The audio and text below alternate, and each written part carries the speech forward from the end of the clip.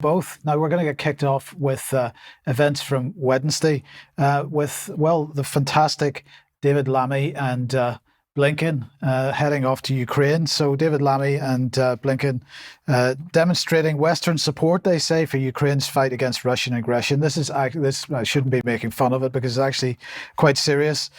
So these are apparently the first two international leaders, in inverted commas, to go and visit the new ministers following Zelensky's reshuffle. And part of this was Lammy announcing £242 million in funding to support Ukraine, as they describe it, in the face of relentless Russian attacks, and the deployment of $464 million worth of fiscal support and military equipment deliveries. The big question, though, is why they would be announcing, or whether or not they would be announcing the approval of the use of long-range weapons against the Russian state, the Russian territory. Now, they didn't announce that at the time, but Blinken was saying that the US had from day one been willing to change its policy as the situation on the battlefield changed. And saying that he's going to continue to do this. This is what David Lammy had to say. Very exciting stuff. The special relationship has been cherished on both sides of the Atlantic for more than 80 years, but together we are committed to supercharging our alliance to bring security and growth. So they're going to bring security and growth by blowing up Europe, Eastern Europe. He said the escalator here is Putin. Putin has escalated with the shipment of missiles from Iran. We see a new axis of Russia, Iran, and North Korea. So he's basically saying that because Iran has sent missiles to Russia, that therefore the UK and the US are likely to approve the use of long-range missiles in order to attack Russian territory itself, not just for use in Ukraine as they have been being used, but to attack Russian territory. He went on to say China should not throw in its lot with this group of renegades. So these group of three countries is a group of renegades, apparently. Well, China seems to have already thrown its lot. Thanks to Debbie for reminding me about this. This is the latest. This is the Ocean 2024 exercise is taking place at the moment. It's taking place until the 16th of September. And Russia and China's Navy warships meeting in Peter the Great Bay to participate in this exercise. More than 400 warships, submarines, support vessels, 120 naval aircraft, 7,000 units of weaponry, military and special hardware, more than 90,000 personnel participating in these drills. As I say, they're taking place in the Pacific, the Arctic, Mediterranean, Caspian and Baltic seas. So China already involved in this. But coming back then to the events in Kiev, the response and the potential for sending long-range weapons to Ukraine for use in Russian territory. Putin gave a statement about this yesterday, saying, we're not talking about authorizing or prohibiting the Kiev regime from striking Russian territory. It already does so with the help of drones and other means. But when it comes to the use of Western-made long-range precision weapons, that's a completely different story. If this decision is made, it will mean nothing but the direct participation of NATO countries, the United States, European countries in the war in Ukraine. This is their direct participation, and this, of course, significantly changes the very essence, the very nature of the conflict. It will mean that NATO countries, the United States and European countries are at war with Russia, and in this case then, bearing in mind the change in the very essence of this conflict, we will make appropriate decisions based on the threats that are posed to us. So there's no ambiguity about this.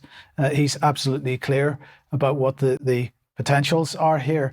But in the meantime, what's the Western media pumping out? Putin threatens war as Western allies near deal on missile strikes in Russia.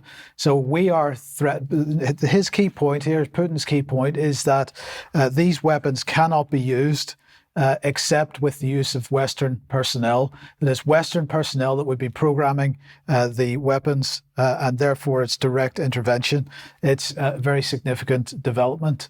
Blinken then tweeting this out: during my meetings with President Duda, Prime Minister Tusk and Foreign Minister Sikorski, we again made clear that the US and Poland stand united as NATO allies in support of Ukraine in the face of Russia's aggression.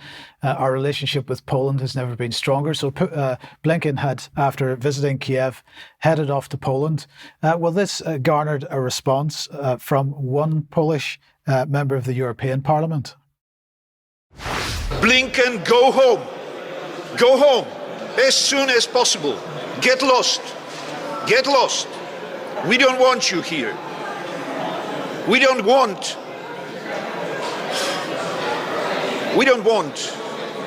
Polish people paying and dying for your wars.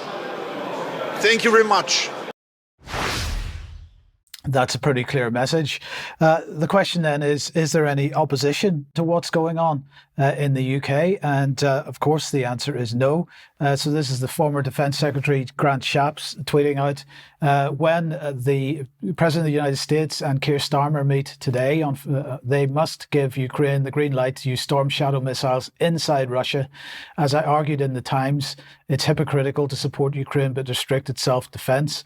We must back Ukraine fully in their fight for freedom. No time to hesitate.